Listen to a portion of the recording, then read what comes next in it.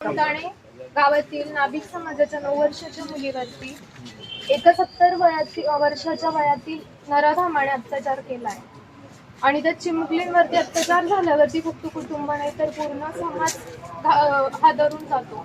त्या चिमुकलीला लवकरात लवकर न्याय मिळावा आणि त्या नराधमाला कठोरात कठोर शिक्षा व्हावी की जेणेकरून भविष्यात कधी चिमुकलींवरती किंवा महिलांवरती असा अत्याचार होऊ नये म्हणून.